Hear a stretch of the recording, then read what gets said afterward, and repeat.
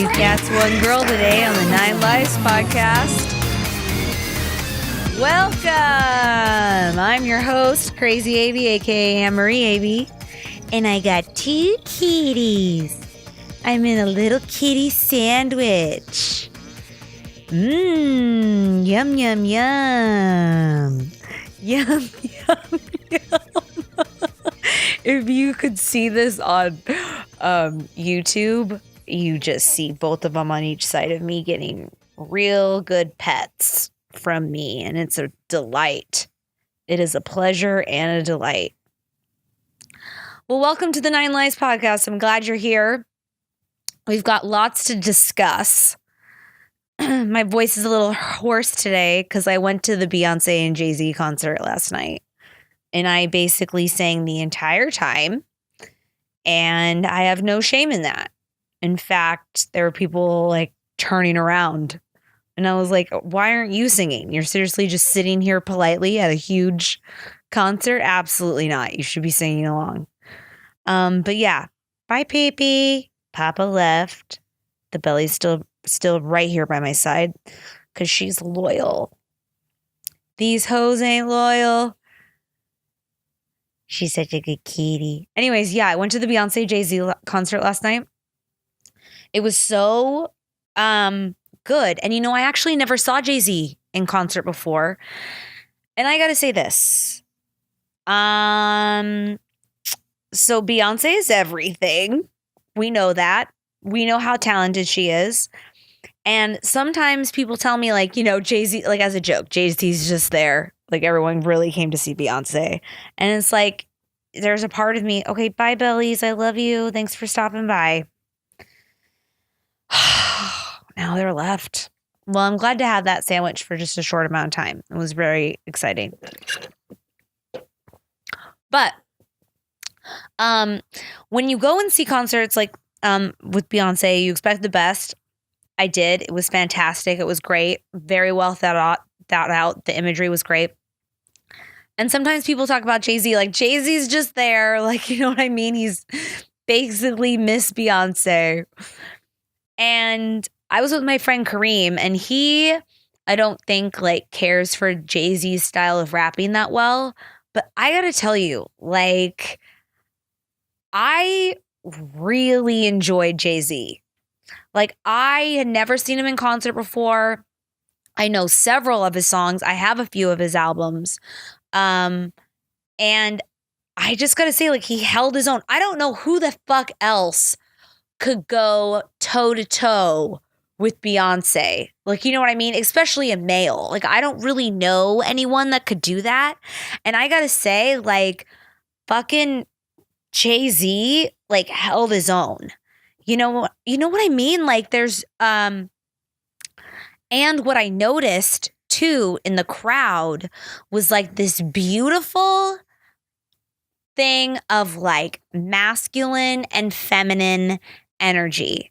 You know what I mean? Like, just as much as I'm there to see Beyonce, I'm there to see costume changes. I'm there to hear those high notes and runs.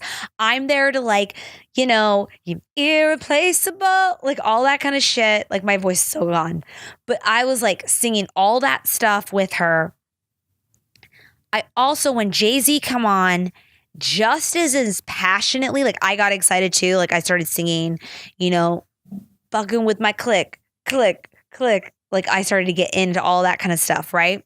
But I looked around and so many men started to get turned up, right? And I was like, even if I'm not as connected to that part, there are a lot of straight too. Like, I mean, I'm sure there's gay men that are excited about rap from Jay-Z. I'm not here to like say only straight men, but I just kind of realized like what that concert was doing, where it was like this beautiful thing for straight men to see a black male get up on stage, perform with a woman, come out about all the cheating shit, have him humble himself, apologize, do a whole album on shit how he's growing. Okay, yet he's still a man who's like rapping. Like, that's phenomenal. if you look at it like that point of view, that's unfucking heard of. No fucking rapper has like been married to a woman. They both come out. They're like this force that brings everyone together. He himself was like, what, like shot, he like killed someone. Like he was like in a, like, you know what I mean? He comes from New York where, and like, I think a lot of times, like, it's really hard to, like, I think men grew up where they can't express themselves. And if they do, they're a pussy.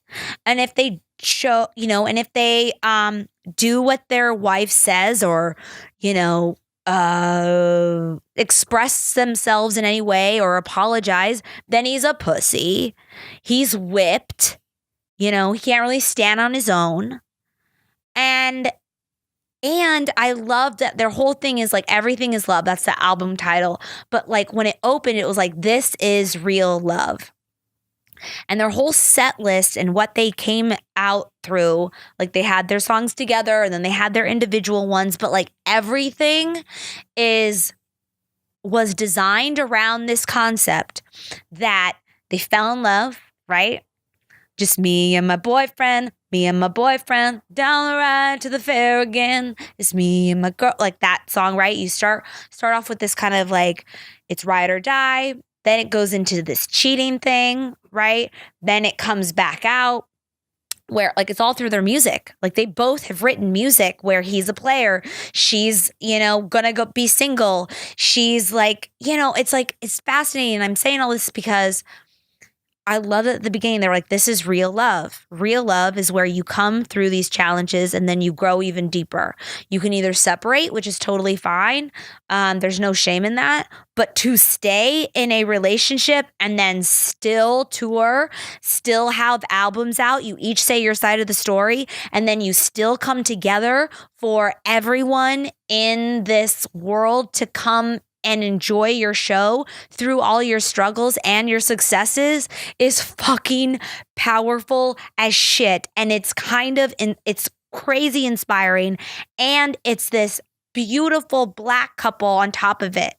Like, I don't know a lot of those type of strength couples that are that high profile that do something like that. And I was trying to think too about like even a white couple. And I'm like, okay, there's Donnie and Marie, but they were brother and sister. I was like, Sonny and Cher, but they only lasted a few albums. I'm like, no one really does this has ever done that. And it's really inspiring. Whether they get divorced in the future or not, what they have done, I mean, it's crazy. And there's something to be said. So like Kareem was like, oh, I don't know, he's like rapping. I'm like, yeah, but look around this crowd. Look at how all these straight men are seeing what Jay-Z is doing, humbling himself, saying his feelings, also doing his, you know, bad boy shit. Like I'm, you know,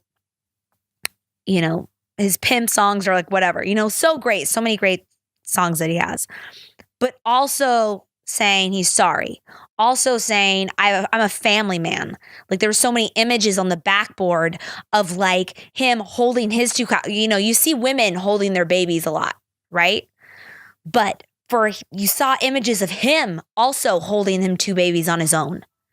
And it was just like, for me, it was very, it was interesting to see that perspective. And I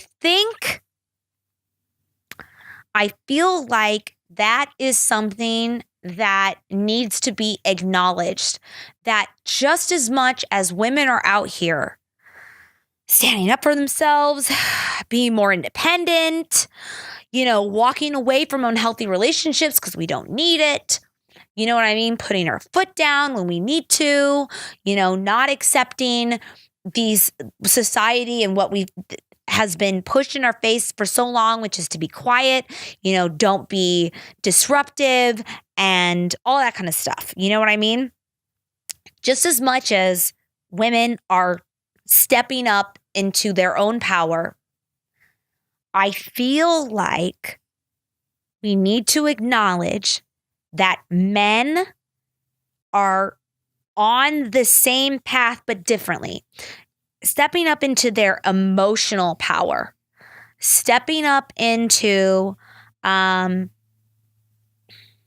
being sensitive enough, and it doesn't demasculize you. Is that the right word? Emasculate you. Yes, I'm here making up words. There's going to be a cat cult dictionary out soon. Watch out. I'm suddenly George W. Bush all of a sudden. But I find that that's something that us women also need to acknowledge, because we grew up, everyone in this world grew up, well, everyone in America grew up in the same society where, in this, if I'm going to generalize it really low, like I know there's like different poverty levels and all that kind of stuff, but I'm talking about gender, okay? We're talking specifically about gender. Grew up in this society where women were supposed to act this way and men were supposed to act this way, and men were supposed to treat women like this. And if you didn't, you weren't cool or considered you were like, I want to use a different word, like weak, and not a real man, right? Like, you're supposed to put your woman in check all the time. And if she didn't, then it's embarrassing for you. It's on your fault. You aren't controlling your woman correctly, right? All these things men have grown up with. So being someone who's been sexually, emotionally, physically abused by women, I'm sitting here looking at this world, trying to acknowledge, my own, what I can control, right? Which is me and how I handle it. And also seeing a lot of men who are doing these abusive behaviors were learned, taught, and society told them that it was accepted. And women are like, hello, no, it's not, which is great. It's about time. Like, we're wake up call. It's not one-sided, but there's also a learning, I don't want to say learning curve, but we have to understand that just as much as, and I'm not going into abuse or anything I'm not going into like sexual abuse should be fine. None of that. But like processing, just as long as it's taken women to finally get to a point where we're like now screaming that no, we're going to be equal. God damn it. Like, we're going to do all this stuff. I feel like men are just now waking up to like, no, you do not it does not make you weak to be equal to a woman. It does not make you less of a man to be sensitive to other people's feelings or to express your feelings. It's okay to verbalize it. And the thing that we have to know, like I know so many women who are like, he just dismissed me or didn't talk about it or doesn't say anything or all these things. And one thing is it's like, yeah, because no one fucking taught anyone anything. No one taught, like, I just remember my grandma Avey was this woman who was a liberal, right? She was liberal. She voted primarily Democratic, but she was so locked in of women do this, men do that, always. And you need to be skinny and you need to be on it and you need to have a clean household. And these are the things you need to learn. And you shouldn't take on anything that's like real estate agent or real estate wise or anything like that. You should give that all to your man because it's too much for us. We're too emotional. She thought that way because she was taught that way. Okay. And I remember just thinking, this is like in the 90s when I'm like a kid and I'm like, why are you thinking, like, I couldn't even believe the shit that was coming out of her mouth. You know what I mean? I would have to do the dishes and clean and my brother would just sit there and he would look at me and smile because my mom never let that do that at our house. Like everyone was equal and we all shared the jobs. Like even when my brother was home, I would have to, my brother would have to vacuum and dust and then I would have to go mow the lawn. Like we'd switch. My mom was like really adamant about stuff like that. But every time I come to my dad's side of the family, man, that bet was off. I couldn't do that. Even if I suggested it, then I was becoming difficult and I was just like annoying. You know what I mean? So I had to sit there while all my stepbrothers and my brother like brought in wood, took like 10 minutes. And then I'm cleaning for a family of 9, hand washing dishes with my stepmom alone. Do you know what I mean? Like it was really stupid and annoying. I couldn't stand that shit. But I have to understand, like, even my grandma, right? Even my grandma who vote Democratic, whatever, thought that these gender roles were actually valid and real. And a lot of men, like when we say like, you know, a lot of men too learn from their fathers. And a lot of times fathers don't hang around. So they don't really teach men to be sensitive and express themselves and to say, to value that their feelings should be heard, and that it's really good and it's beneficial, rather than you're not you got to just suck it up and keep it all down and then just have a steel face and move forward. Like that's not healthy. I guess this all stems from like I was like seeing something on social media where I've kept seeing the same pattern of like women coming out and they were saying like, a guy opened a door for me today. And I was like, no. No, I can open it. Thanks. And I was like, what the hell? And then I saw someone else was like getting help with their like grocery. Like I remember like getting help with their groceries and stuff. And they were like, no, I can handle it. He's like, hey, can I help you with those bags? And she was like, no, I'm fine. Thank you. Like irritated. Someone offered help. And I feel like it's gone so far in this direction of like, because it's out of fear. It's honestly out of fear, where we feel so,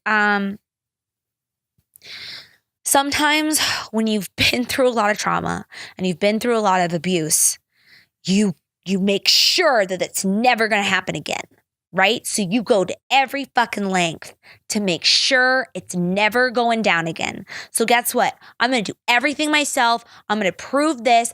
Fuck you. I don't know this guy. I don't know who you are. You're wanting to help him in my shit, but I'm not giving up any of my power. Do you hear me? Right? You hear me? No, I'm doing this on my own. I'm capable, back off. Right? But there's this thing where And in therapy, I learned this with a lot of things. When you first try to work out, right? You go to the extreme. No dairy, no carbs, no salt. I'm working out 5 times a week and I'm doing it, right? And then we just like go to the extreme, but it usually doesn't last that long. And either you fall all the way back to the other side, or you just got to correct yourself and come back into the middle. Okay, I'm going to work out 3 days a week. I'm going to start with like maybe a low carb and then kind of work my way into it. And I feel like sometimes right now with where we are at in the society, a lot of women are so far one direction because, and it's understandable, we've been through hell. It's been through years and years and years and years and years in society of abuse and not listening and not understanding and all that kind of stuff, right? So we are like, this is never happening again. Damn it. You hear me? And so I see this and I'm like, that's why we're not even accepting anyone opening the door for us. We're not accepting any compliments from strangers, whether it's someone who's genuinely nice or just like a weirdo catcall person. We are not, I'm lifting all the bags myself, right? We're doing all those things. And it's understandable. We kind of need to like come back to the balance of it all. And it all comes down to discernment. Discernment is one of the most underrated words, I feel like. It should be in your vocabulary every day. And discernment is, let me just even look it up on my thing so I can tell you exactly what it means, because let me tell you it's something that it's about balance. You know what I mean? It says the ability to judge well. Perception in the absence of judgment with the view of attaining spiritual direction and understanding. Whoa, I didn't even know that was going to happen. Perception in the absence of judgment. The absence of judgment with a view to obtaining spiritual direction and understanding. When I say using discernment, sometimes we see a situation and it's triggered our past shit, our past abuses, our past crap. We're worried that we're going to lose our power. So we hold on, we grab onto things more tightly and we brace for shit, right? Using discernment is to look at a point of view and to say, like, let's say this guy offers to help your groceries. Looking at this man and being like, should I receive his help right now? Would it be nice to accept that? And is he gonna rape me? Like, right? Like, am I like in an abandoned parking lot and we're all like, there's no one around? Like, maybe you shouldn't accept help at that point. But if it's like in the day and you're struggling to carry something or there's something's really heavy, we forget that by accepting someone's help, you're also allowing them to give and to make them feel good by giving. I am somebody of a nature where I like to help when I can, and it makes me feel good if I can like help you. It makes me feel good as a friend if I offer help. Like for example, my friend, she like went into surgery. She's like, yeah, I gotta like figure out, probably take an Uber. And I was like, no, I'll come pick you up. Like, let me come pick you up in surgery. Like, I'll help you do that. No problem. She was like, oh, I don't know. It's like dry. I was like, I'm not doing that much that day. I was like, let me do it. Because like, I wanted to help her and it made me feel good. Like, she's like a really good friend of mine and I want to be able to help a really good friend of mine. Like, you know what I mean? Like it makes me feel good to do that. So you allow someone to help you because it makes them feel good. And a lot of time, men like to provide a service for women because it makes them feel good that they're helping in some way. Whether it's opening the door or holding your, delivering your groceries or just whatever. And there's this thing in this world, now hear me out. There's this thing in this world where we work better together. We don't work better alone. It doesn't mean you're not strong. If you accept help from a man, doesn't mean you're weak. Doesn't mean you can't do it on your own. And it doesn't mean that you're going to release something and you're going to owe somebody something, right? It's using discernment to receive, because at the end of the day, we are women and we should receive things. You deserve help. Not uncontrollably, unconditionally. Thank you, Austin. Unconditionally. You deserve unconditional help. When someone just wants to carry your bags because you fucking deserve it. It doesn't mean you're going to owe them shit. It doesn't mean anything. And if they do say something, if they help carry your stuff and they're like, yeah, so, I have this band and, here's a CD, you can say, oh, that's really great. I'm not interested, but thank you so much for hanging my bags. You are still in your power to be able to say no, even when you receive something unconditionally. And I feel like this is that dance where we're still learning how to communicate, even when we receive. And we feel sometimes as women, we feel obligated to give back, right? So if we're receiving something, we give obligated to give back. So then we don't want to receive anything because we don't want to feel obligated for anything, because now we're trapped because we don't know how to say fucking no. But that's not the answer. That's not the answer, to shut down on everything and just take it all upon yourself. It's too much. Receive little things, even receiving a compliment, not a sexualized compliment, right? Like, hey girl, your titties look good. Like, whatever. No. But like, I remember this homeless guy the other day. I was like smiling. I was like walking down the road and he was smiling. And he was like, you have a really nice smile. Just kind of shouted at me. And I just said, yeah. I was like, oh no, I didn't say yeah. I was like, thank you. And then I received it. And then I walked on. Right? I didn't give him shit. He wasn't like yelling at me aggressively, right? It's using discernment, because not everyone is a fucking crazy trash bag that wants to rape me. Some people notice my teeth. I have nice teeth. I mean, God, I'm getting these I have these Invisalign still. So if you hear me with my little lisp, it's because I have Invisalign. So thank you, sir, for complimenting my teeth because it's been a little much. So I appreciate your compliment because I sound like I'm 6. So I appreciate it. Thank you so much, sir. I don't know if this makes sense. I feel like some of you might be disagreeing on this, and that's fine. But I think it's mostly stems from we just don't want to give up our power. And that comes from telling yourself you're never going to give up your power. You don't have to. You call the shots in your life. Someone asks you a question, you can say no.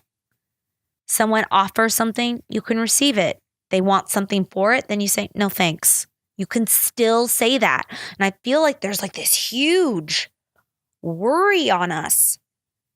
And there's something inside us that says we can't say no, or we're going to go back into those old patterns. And it's like, no, we're starting new patterns. You're starting new patterns where you can do it yourself and receive and say no. And I think that's what we really need to get in our brain as women. And we also really need to get into the brain of men, saying that they're learning too. They're learning how to communicate. They're learning to like express and be sensitive and like share their side. Even when we don't understand it. Like you should allow someone to speak still. I just remember when Kanye West came out the song on his last album, and it was I forget what it's called, but it's like the last song on his album. It's called like Violent, I don't know what it's called. But it's about his daughter and how like he has his daughter and now he like, excuse me, I just burped. That's a freebie. That was kind of gross. That was a weird one. But he has his daughter and he raps about like, you know, not wanting men to see her the way he's looked at women before and like totally looking differently now since he had a daughter, right?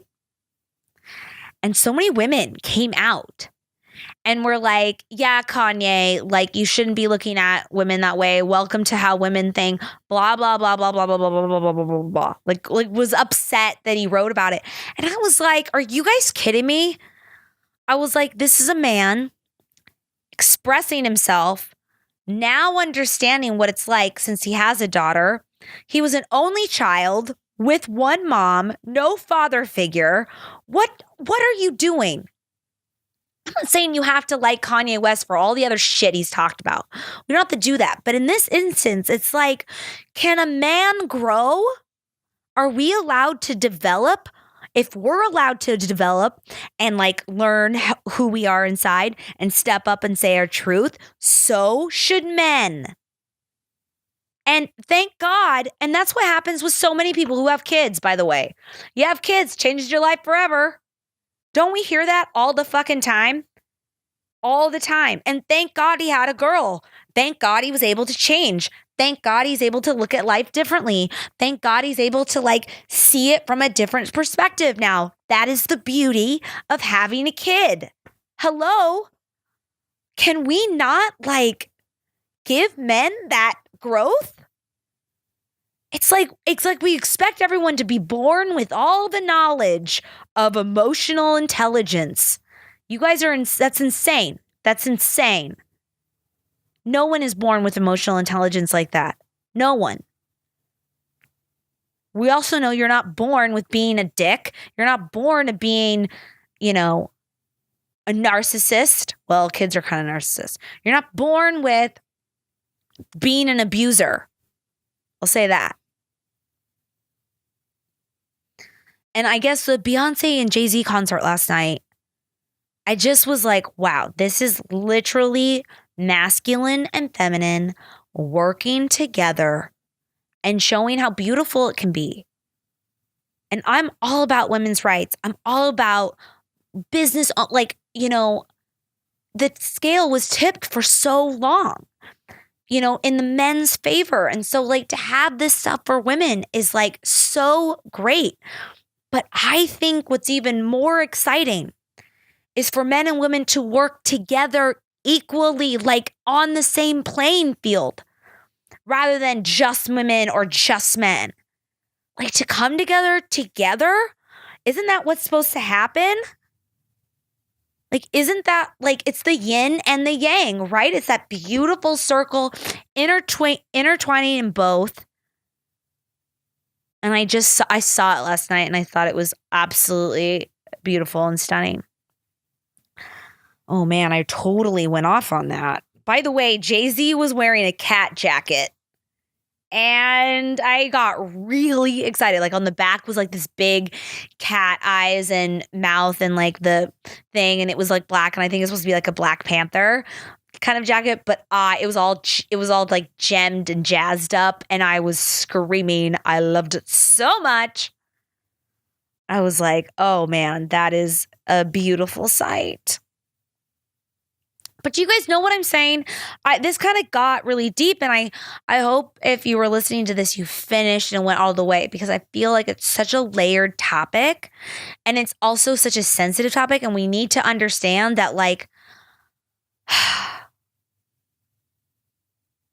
we're both growing, and we're both victims of society on some level. Hi, Bellies. Hi, Bellies. Hi. She's so soft and pretty. She came up here to support me on that. Thanks, Bellies. I appreciate your wise wisdomness of being a cat and just looking at me. Like, she looks at me in her eyes and we have, about a 15-minute conversation. Like, it's like that. You know what I mean? I just get like downloads. I'm like, oh, okay. Yeah. Yeah, I know. You're tired. Yeah, go ahead and curl up. I'm right here. I love you so much. I know you want attention. I just got to focus on this, get this podcast done, and then I'll give you a real good rub down.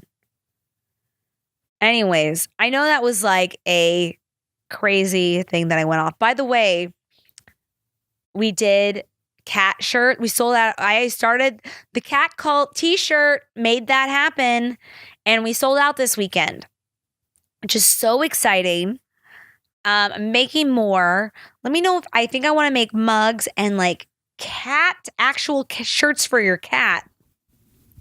So let me know if you'd like that and have them say like Cat Cold on them. And then you guys can be little twinsies. Like me, like you can wear a shirt and then your cat wears the same shirt and then you're twins. Like that's the fucking dream. So like I want to do that. Like I can already see like so many pictures and how much fun that would be.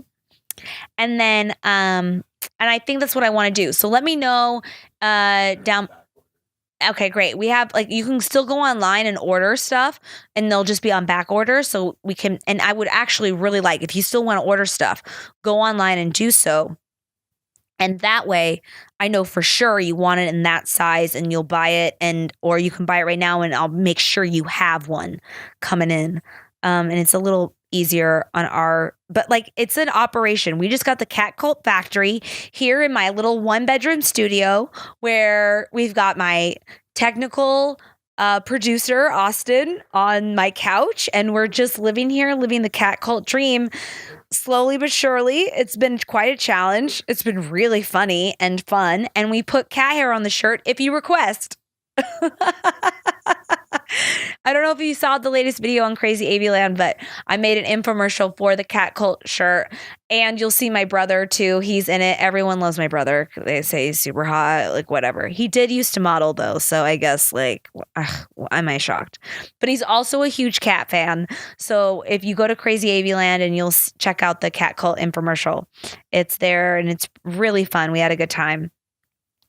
But yeah, if you want shirts and stuff like that, just let me know.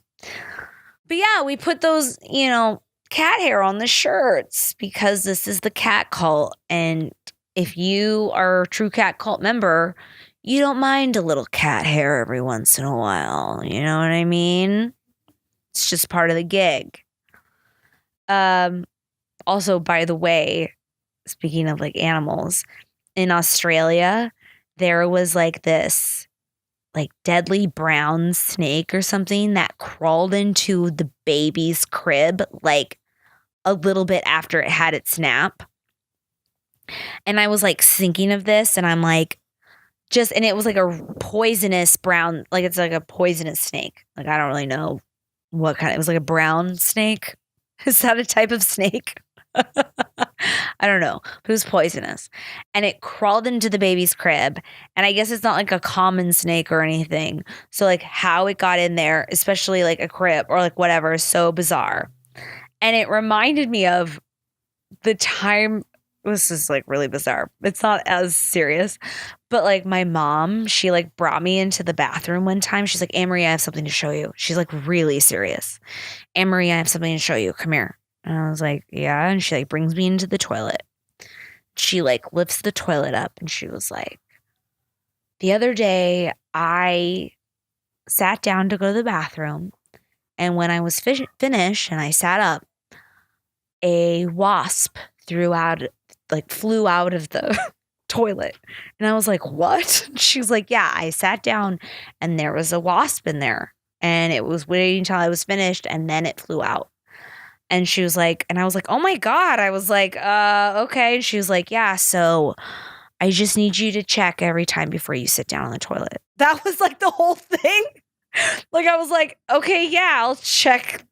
Like she like brought me into the bathroom, like had her display, like said her speech.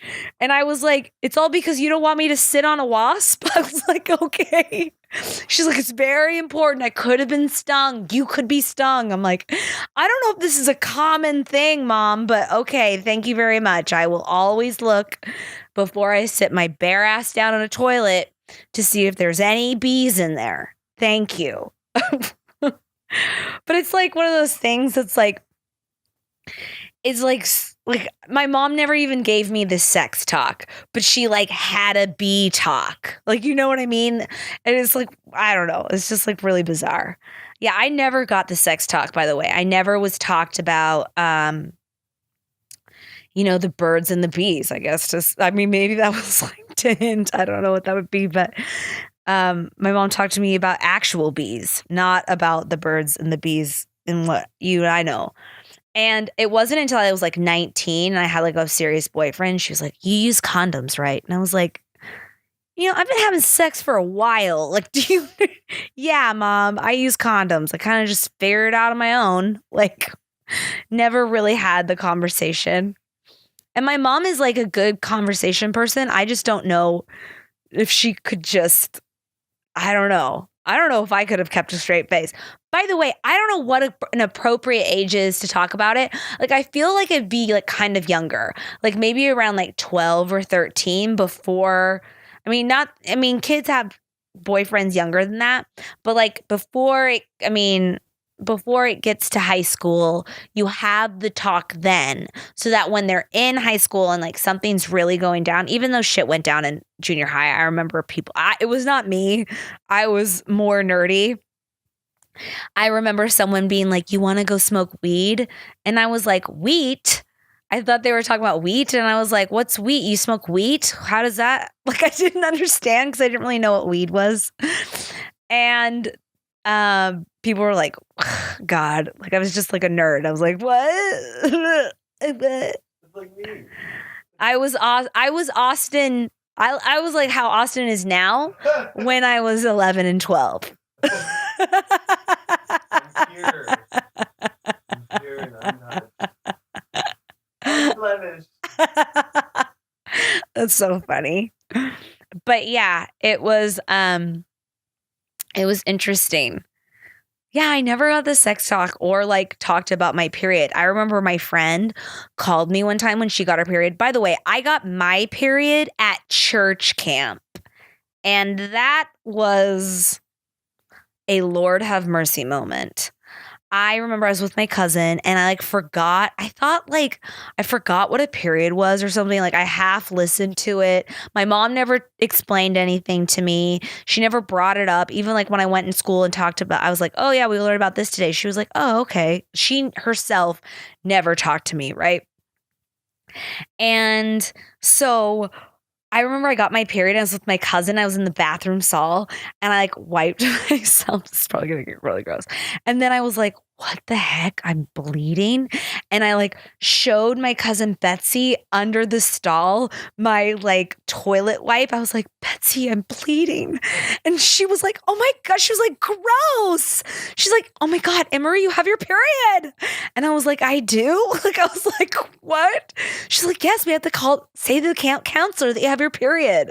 And I was like, okay. So we went to the camp counselor. She had to get me pads and stuff.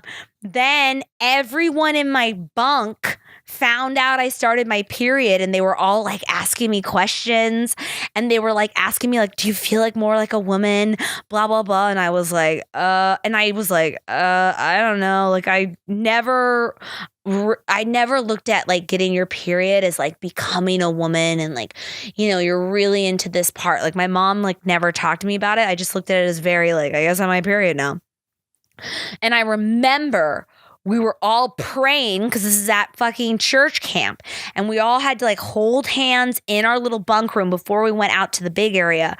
And the lady's like, okay, if we could please bow our heads. Dear Heavenly Father, thank you so much for all of us being here today. And thank you so much for allowing Anne-Marie to experience her womanlyhood here with all of our other women-inspired friends. She went into this whole thing in prayer about my fucking period. And then all the women knew. And then we went out and then all those girls told the guys that I was on my period. So we were all singing around the campfire. Everyone's staring at me. I'm like, Jesus Christ. This is embarrassing. Everyone knowing that I'm bleeding out of my vagina right now. And I was one of the first people out of my friends to get my period. I was the first one to get, for my tits to drop.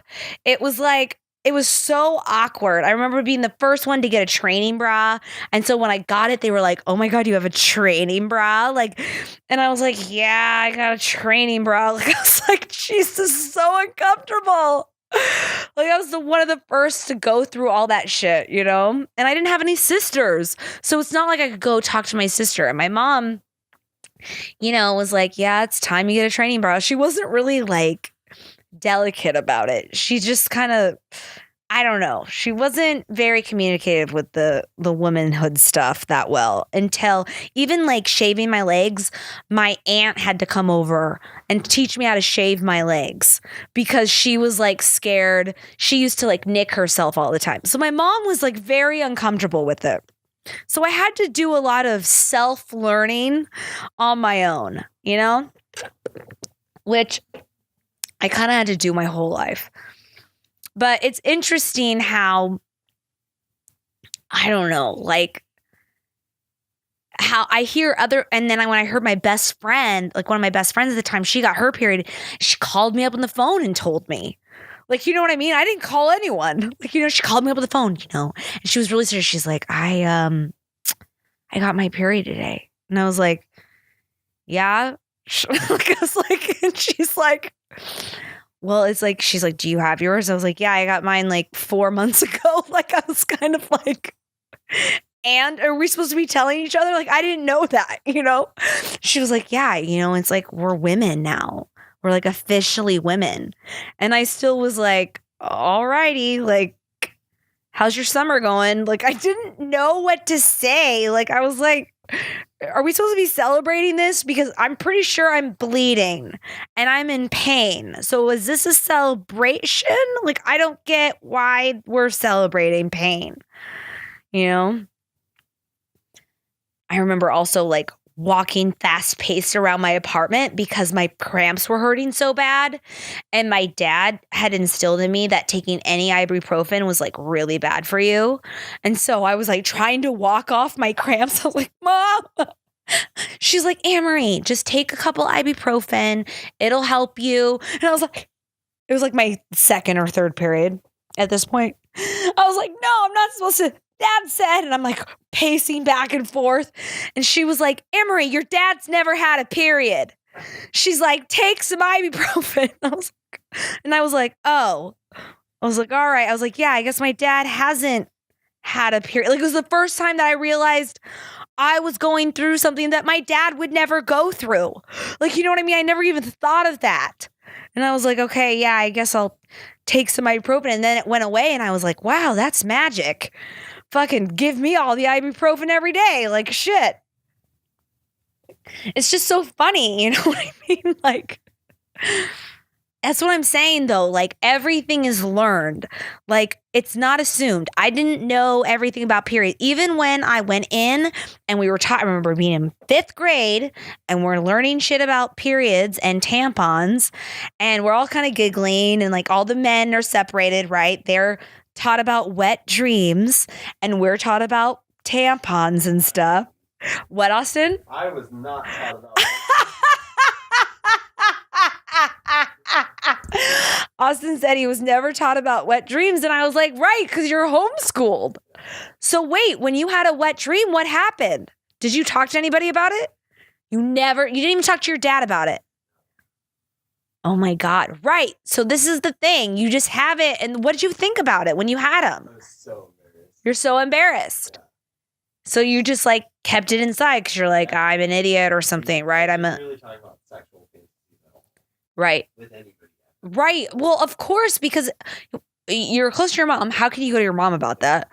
Your dad. Until I was married, that I would talk about my sexual fantasies. Right. Right. Well, I mean, talking about your sexual fantasies, you got married at what age? 23. Austin was 23 when he got married. And then he's like, I didn't talk about my sexual fantasies till I was 23. And I would be like, it's not until I think you have a good, healthy relationship or like a marriage, like you're in a relationship that you're in love with, that you start to really dive into that openly with someone else, right? Because that's when you start to trust someone. So I wouldn't say that that's unusual, right? Like, I think a lot of people keep that in because it's awkward and it's uncomfortable and you don't know if this is normal or if you're a weird burp fetish person, right? Even though I don't think that that's weird anymore. I just think it's like one of the options out there, right? Like, you don't know who is like on the same board as with you, so you don't want to say anything. But that's like so funny. Like, of course you're homeschooled, so like sex education is in public schools on some level. Who knows how good it is, right? But it's there. Something's there. You're told about, you do get this and this will happen with your vagina or with your penis. At least they don't leave out some details. Right. At least they don't. Right. At least it's talked about somewhat. Now, contraception and all that kind of stuff varies across the state. I know some southern states say they start teaching that it's only good to not have any sex. You know what I mean? Abstinence. They only teach abstinence, where other schools, depending on the state and what the rules are, will teach like condom use and stuff like that. So it varies on the sexual education. But like the basics of what your body function does, I find that interesting. Yeah, that'd be funny for like other homeschoolers. Like, but maybe it depends. I bet you that some parents were like aware of that and like did talk about it. I bet you that some people did. That would depend on your parent. How funny. Oh, man. Sex ed. The broad's just looking at me right now. I know, bellies. Anyways, that was a weird, interesting conversation that I really enjoyed. I like going down that weird rabbit hole of sex ed. When was your first period? Because I feel like every time people got some good first period thing. And trust me, being at a church camp was so embarrassing, especially when they were praying about it. I was like, God, like, I don't even know. Why is everyone talking about this? Like, I don't want people praying about my vagina. You know what I mean? Like, it's uncomfortable. Like, please stop. Let us bow our heads in prayer. So awkward. Yes. And then everyone's like, amen. At the end, like, you know what I mean? I was like, oh, God. Like, it was all like a confirmation of it. Yep, we all heard the prayer for Anne-Marie's vagina. Amen. And then did they all line up and you had to shake everybody's hand? You know what? That happened when I got baptized. So I actually got baptized in a river. It was on my dad's side. My dad's side was Seventh-day Adventist, which means they believe the true day to go to church is Saturday. And I was 9 years old, and I got baptized in a river, which was freezing, by the way. But it was like I was fucking Christ himself out there, all right? And I go out there, and the guy's like, huh, in the name of the Jesus Christ, blah, blah, blah. And he like dumps me, and then he comes back out. And I'm like freezing. I'm like, I come back out. And then everyone in the church, like we all went single file down from the church. Like the church was right by a river. Like you kind of had to do like a small little hike down to the river. And we all single filed down to the river. And then everyone at church was like watching me get baptized. It was on a Saturday, like right after church. And then when I got out, everyone, one by one, each person shook my hand and said, welcome to the family. Like that. And the next person was like, welcome to the family. Welcome to the family. And I was like 9 and I was like, this is some what the fuck did I just do? I was like 9 and just being like, this is weird. Like, you guys all sound like robots and very serious. And I'm 9 and I thought it was kind of like a swimming activity. And I just wanted to impress my dad. I just wanted to make my dad smile. So if you guys could all stop being so serious, that'd be great. I remember before the pastor he drew this, he was like, okay, now I need to talk to you before we go down and get baptized. I was like, all right. Like, I'm like 9. I'm 9 years old. I'm like, all right. And he draws like this big circle. He's like, here's the world. Okay. I'm like, all right. And he's like, when the Jesus comes back, he's like, 2 things are going to happen. He's like, the people who died will be risen again. Now, in Seventh-day Adventist culture, they believe when you die, you actually go to a sleep. You don't go to heaven. They believe you go to like a deep sleep and you stay. Like, they don't believe in like cremating. They don't believe in like a lot of things. They believe that you just are buried with your full body because you're going to sleep and then you'll come back alive when Jesus comes. Okay. So like first the people will be risen from the dead and then they'll go to heaven. And then he's like, then the people who are alive on earth will all be collected and be put into this circle of wall or whatever. So it's like he drew like a small circle on earth and he's like, all of the people who are good Christians, Seventh-day Adventists will be put into this protective area on earth on this wall. And I was like, all right. And he's like, and then everything and everyone outside of those walls will burn to death. And I was like, okay. And I'm like thinking about this. I'm like, my mom's not Seventh-day Adventist, and neither is my brother. And I'm like, I just immediately hear like screams of like, help! Like I'm such a visual, like someone crawling to try and get into the walls. And like, we just hear the fires outside and we're like, what is going on?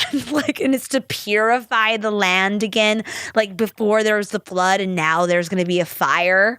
And I was like, geez. And so it was like such a bizarre, serious thing. Like Seventh-day Adventist, I don't know, so bizarre. Anyways, it was a weird experience. Like growing up with the Seventh-day Adventist background, like was truly terrifying. And yet I also knew it was very weird and strange at the same time because I always went home to my mom and that's where I spent most of the time. So it was like I went back into reality and then I also got a taste of what it was like to be like in a super serious religious cult almost, like, you know what I mean? Where they like kind of brainwash you a little bit and how serious it is. And I don't think all people, and like if you're in a religion, some take it way more seriously than others. I do think there's like a leeway. There's a spectrum no matter what religion you are in. I think there are some people who are a little bit more lighter and don't take it so seriously. So we can't just like, you know, judge everyone that's just a Seventh-day Adventist. I think some people take it way more crazy. But that's a little backstory about my life. Anyways, thank God for cats, because I basically was like home terrified all the time and just cuddling my cat, hoping to God I didn't burn to death, you know? And so it's like they've been with us so much. They're here to reassure us that everything's okay and that even cats go to heaven, you know? And you know, there's like an all dogs go to heaven. I'm like, there should be an all cats go to heaven too. You know what I mean? Let's not forget that. Right, Bellies? Look at Bellies. She's being so good. I'm like talking loud and she's not leaving. Good girl, Bellies. I love you. Well, anyways, that's it for the 9 Lives podcast. Wow. We once again go all over the place because there's 9 layers in every fucking episode, I feel like. Thank you so much. I love you all. And until next week, bye-bye. Bye-bye. Pete, repeat.